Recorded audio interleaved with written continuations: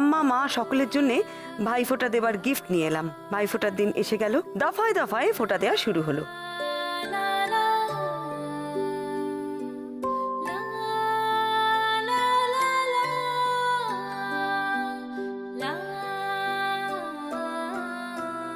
প্রতিবারের মতন হুল্লোড় হই হইয়ে ভাইফোঁটা হলো। অরূপ আমাকে দারুণ ভালো একটা গিফট দিল। পিস্তলের লাইসেন্স আমি পেয়ে গেলাম, সেটাও তুলে এনেছে আমার জন্য। আজকে সব কি আছে না তোদের এই ভাইদের বোনদেরকে বা দিদিদেরকে প্রোটেক্ট করতে হবে, সব আইডল গিফট। এই বলছি মেজদা টাবলুকে ঠাম্মা তুমি দেবে তো ফোঁটা? তুমি আগে দাও, তারপর আমরা দেব। আগে তো বোনেরা ভাইকে ফোঁটা দেয়, তারপরে দাদু ভাইকে ঠাম্মা। নে নে ও বেজে বউ শাঁখটা বাজাও। ঠাম্মা না, আগে তুমি দাও, সে সকাল থেকে উপোস করে রয়েছো। চাও দাও। হ্যাঁ আগে তুমি দিয়ে দাও, তারপর আমরা দুজন দেব।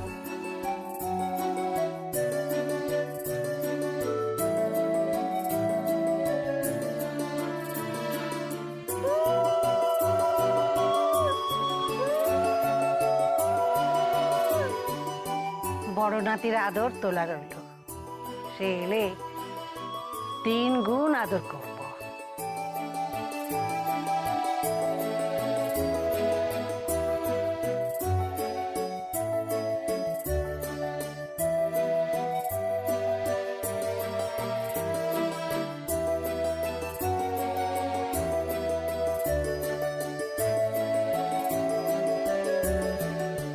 প্রণাম কর।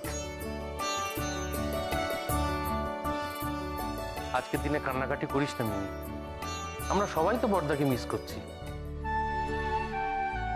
আমাদের কি কারো মন ভালো আছে বল? কিন্তু আজকের দিনে একদম কাঁদতে নেই, দেখবি বড়দা খুব তাড়াতাড়ি ফিরে আসবে। বল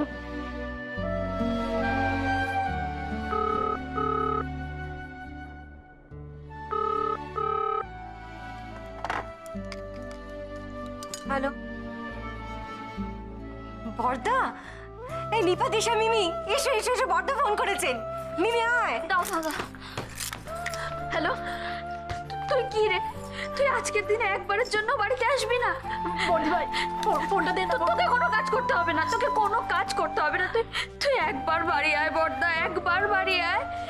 আমাকে দে না ফোনটা, দে না বড়দি। একবারের জন্য আসতে পারবি না? তোর এমন কি কাজ? দিশা কথা বলবে, একটাই তো দিন আসে বছরে। বড়দা কি ওভাবে ফোঁটা হয় নাকি? কি বলছে বড়দা? বলছে যে আমরা 3 বোনে মিলে রিসিভারে বড়দাকে ফোঁটা দেবো, আর বড়দা রিসিভারটা কপালে ঠেকাবে।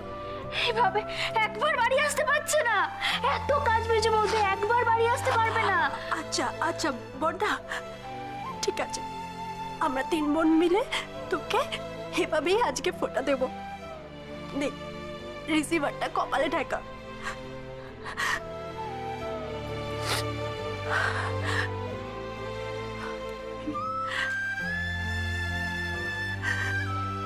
ভাইয়ের কপালে দিলাম ফোঁটা, জমের দুয়ারে পড়লো কাটা, যমুনার গায়ে জমকে ফোঁটা, আমরা দিলাম বড়দাকে ফোঁটা।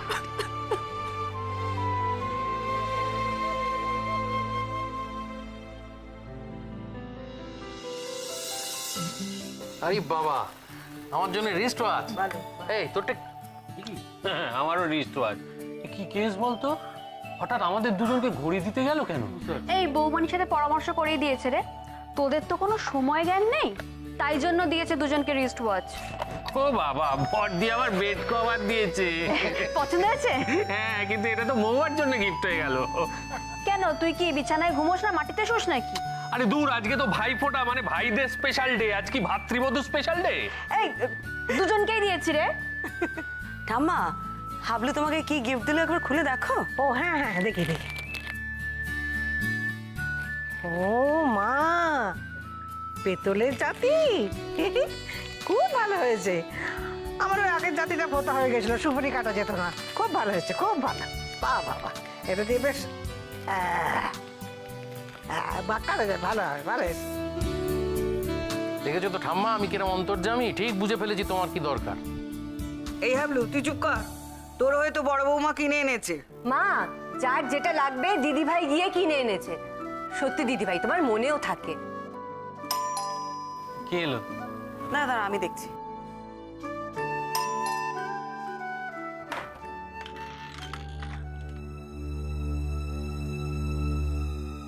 হ্যাঁ, মা কোথায় যাচ্ছে আবার? কাকে চাই? এটা কি দিতিপ্রিয়ার বাড়ি? হ্যাঁ, রাঙাদা। হয়তো। রাঙাদাই তো, এতদিন পর। চিনতে পারলি বুড়ি? রাঙা দাদা? কি বলি? কি জানি নন্দা, আমি এ জীবনে দেখেছি বলে তো মনে পড়ছে না। বাবা চেনো? না, আমি কোনোদিনও দেখিনি। মা তো বলছে রাঙা দাদা, তার মানে নিশ্চয়ই মায়ের বাপের বাড়ির দিককার কেউ। না রে, তারা তো কেউ তেমন যোগাযোগ রাখেনি, তেমন বলতে পারবো না, হবে হয়তো। ঠাম্মা, আপনি চেনেন? তুমি কোথা থেকে এলে এতদিন পর? প্রায় কযুগ হয়ে গেছে, আমি তো বিশ্বাস করতে পারছি না। বিশ্বাস কি আমারই হচ্ছে রে? আমার দেখা সেই ছোট্ট বুড়ি, আজ তো তুই সত্যিই বুড়ি হয়ে গিয়েছিস, তোর মাথার চুলে পাক ধরেছে।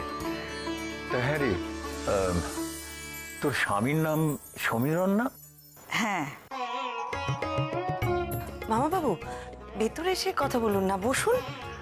আমি প্রিয়ার স্বামী সমীরণ মিত্র। নমস্কার, আমি দিতিপ্রিয়ার মাস্তুতো দাদা সুধাকর সেন। বড় বৌমা, উনি সম্পর্কে তোমার মামা শ্বশুর হন। বেঁচে থাকো মা। তোর বড় বৌমা? হ্যাঁ। ও, তুমি সেই লক্ষ্মীমন্ত বুদ্ধিমন্ত বউ, হ্যাঁ? সুখী হও মা। এক নিজের দাদায় রক্ষে নেই, বা রাঙা দাদা দোসর। বাহ বাহ, ছেলেরা প্রতিষ্ঠিত, মেয়েদের বিয়ে দিয়েছিস, নাতি নাতনি। তোর ভরা সংসার দেখে সত্যি ভালো লাগছে রে বুড়ি। ওই আর কি। তা তোমার শরীর ভালো আছে তো? আমার থেকে তুমি বেশ খানিকটা বড়ই ছিলে। শরীর শরীর চলছে তার নিজের খেয়ালে। এই খুব আনন্দ করে ভাইফোঁটার উৎসব হচ্ছিল বুঝি। তা ভাইফোঁটার দিনে ভাইফোঁটা হবে না তো কি দোলোৎসব হবে? হ্যাঁ হ্যাঁ হ্যাঁ, সে তো ঠিকই, সে তো ঠিকই। মামা বাবু, হ্যাঁ, একটু মিষ্টি খান। না না, আবার এসব। না না, খাও দাদা, খাও। এই না,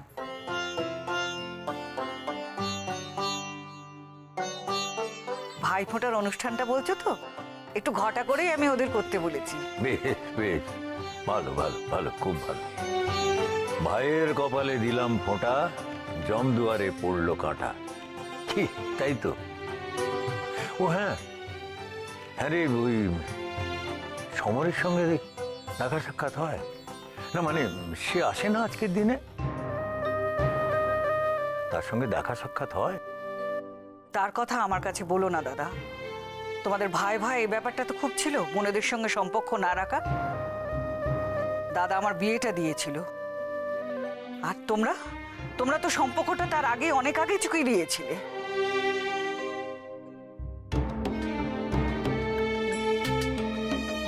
থাক না, ওইসব অতীতের পুরনো কথা, সে খুঁড়ে লাভ কি বল?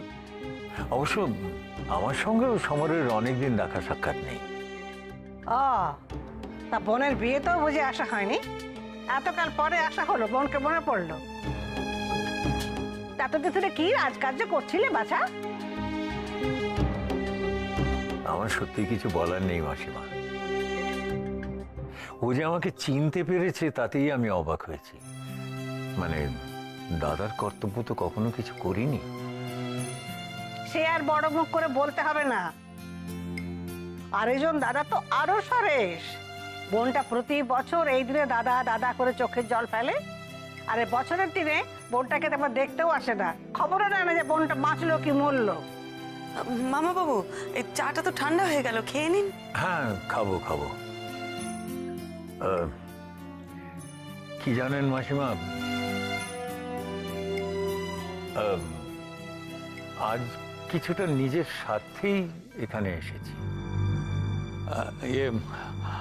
আমি ঠিক বুঝলাম না দাদা। না মানে চিরটা কাল তো স্বার্থপরের মতন মুখ ঘুরিয়েই থেকেছি, আজ কিন্তু নিজের দরকারেই আমি এখানে এসেছি। কিসের দরকার? কেন, তোর হাতের ভাইফোঁটা নেওয়ার দরকার। ভাইফোঁটা? এই বুড়ো বয়সে তোমার ভাইফোঁটা নেওয়ার শখ হলো? আমার সঙ্গে রসিকতা করছো, মজা করছো? হ্যাঁ, মজা করবার জন্য ছুটে এসছো এখানে? প্রিয়া, ওনাকে এভাবে না না, আমাকে বলতে দাও, কি ভেবেছো তুমি আমাকে? হ্যাঁ, ছোটবেলায় মামার বাড়িতে আমাদের ভাই ফোঁটা হতো, তোমার মনে নেই? আমরা বোনেরা তোমাদের ফোঁটা দিতাম, তোমরা সারি সারি হয়ে বসতে, তারপর সমস্ত কিছু বন্ধ করে দিলে।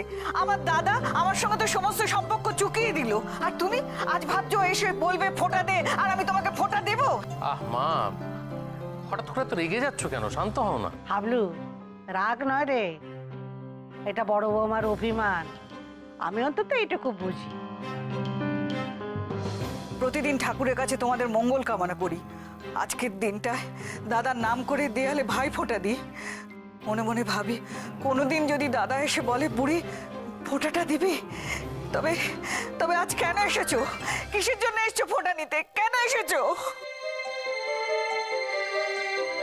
রাগা দাদা, তুমি যে ভাই ফোঁটার জন্য আসনি সেটা আমি খুব ভালো করে জানি। এখন বলো তো, কি জন্য এসেছো? আমার সব কথা তোকে আমি পরে বলবো। আমি জানি তোর রাগ করার ন্যায়সঙ্গত কারণ আছে, কিন্তু তাও বলছি, বিশ্বাস কর, জমের দুয়ারে কাঁটা ফেলার জন্যই আজ তোর কাছে এসেছি। ওসব কথা থাক, আজ ভালো দিনই এসেছো। আমি ভাইফোঁটা টাইফোঁটা সব মিটিয়ে দিয়েছি, আমার কোনো দাদা নেই, কোনো দাদা নেই। মা মা মা, বলছি যে মামাবাবু এত দূর থেকে ছুটে এসেছেন আপনার কাছ থেকে ফোঁটা নেবেন বলে, আপনি আর অভিমান করবেন না, তাকান আমার দিকে, কাঁদবেন না। মা, আর চিন্তা করবেন না, চলুন ভাই ফোঁটাটা দিয়ে দেবেন। তোমরা যাই বলো না বড় বৌমা, আমার মন বলছে উনি এমনি এমনি আসেননি। উনি যে কারণে এসে থাকুক না কেন, এসেছেন তো, এটাই তো বড় কথা। দেখুন মা, আজ সকাল থেকেই তো আপনি মন খারাপ করছিলেন আপনার দাদার জন্যে। আপনার দাদা না হোক, একজন দাদা তো এসেছে, তাকে ফোঁটাটা দিয়ে দিন। আর চিন্তা করবেন না, চলুন, উনি অপেক্ষা করছেন। তোমরা যখন বলছো তখন চলো, কিন্তু আর কোনো কিন্তু না, মনে কোনো দ্বন্দ্ব রাখবেন না, একদম আনন্দ করে আপনার দাদাকে ভাইফোঁটাটা দিয়ে দিন। তবে একটা কথা বলবো মা। বলো। আপনি ঠিক চিনেছেন তো ওনাকে? মানে অনেকদিন আগে দেখেছিলেন তো আপনার ওই রাঙা দাদাকে? ইনিই তো? হ্যাঁ হ্যাঁ, আমি ঠিকই চিনেছি। ওরকম বড় বড় ভাষা ভাষা চোখ কখনো ভোলা যায়? জানো তো, রাঙাটা হাসতে একবারে হা হা করে। দেখো, কতদিন আগেকার কথা কেউ মনে পড়ে যাচ্ছে। দেখে চলো, ঝামেলাটা মিটিয়ে দিই। চলো এসো।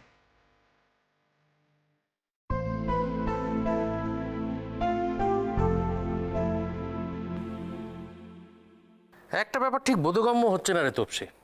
কোত্থেকে এক রাঙা দাদা এলেন, দেখলেন, আর মায়ের কাছে ভাইফোঁটার আবদার করে বসলেন।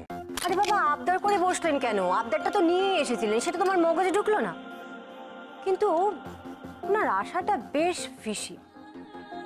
আমি ভাবছি কোনো দেখা নেই, যোগাযোগ নেই, হঠাৎ করে এসে বললেন ভাইফোঁটা নেবেন। মায়েরও না এই ব্যাপারটা নিয়ে খুব শখ লেগেছে মনে হচ্ছে। মানে বাবা ঠাম্মা সবসময় তো মাকে বাপের বাড়ি থেকে কেউ খোঁজ নেয় না বলে খোঁটা দিয়েই থাকে, এতদিন বাদে হঠাৎ করে। কি এতদিন পরে বলছিস? 50 বছর, অর্ধ শতাব্দী।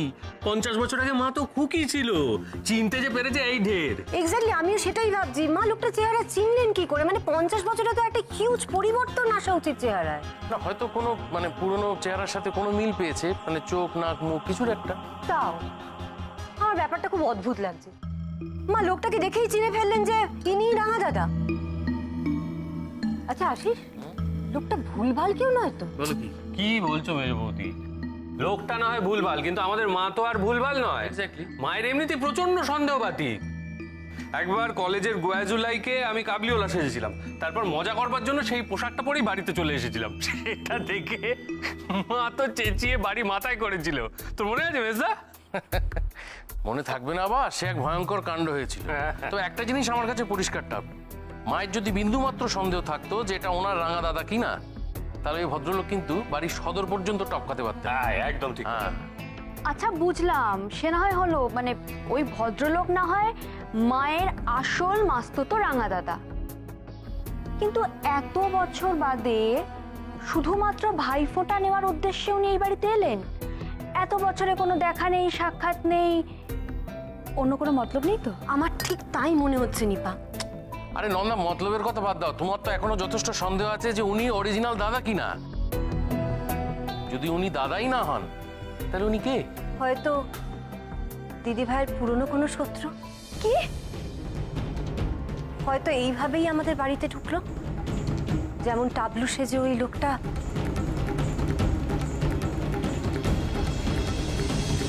ভাইয়ের কপালে দিলাম ফোঁটা, জমের দুয়ারে পড়লো কাঁটা, যমুনা দেয় জমকে ফোঁটা, আমি দিই আমার ভাই ফোঁটা, জম যেমনি আমার ভাইকে নিয়ম।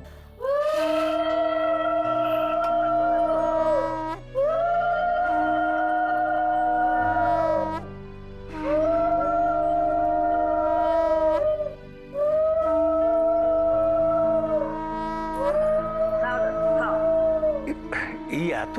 আরে বাবা, বোনটা হাতে করে দিচ্ছে, না বলতে নেই, খাও। ধরো।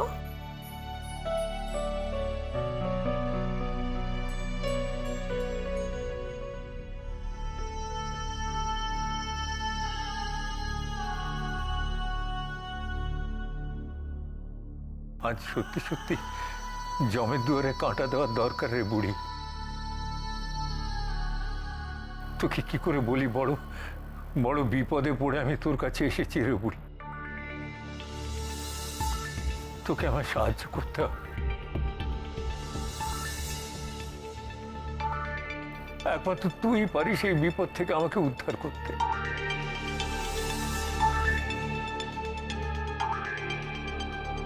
কি বলছো রাঙা দাদা? কি হয়েছে? আরে বাবা, কি এমন বিপদ যাতে বড় বৌমা তোমাকে উদ্ধার করতে পারে? হয়েছেটা কি? আমি আসলে একটা আর্জি নিয়ে তোর কাছে এসেছি রে বুড়ি। আরজি? কিসের আরজি? তোর বড় বৌমা যদি একটিবার আমার সঙ্গে আমার বাড়িতে যায়,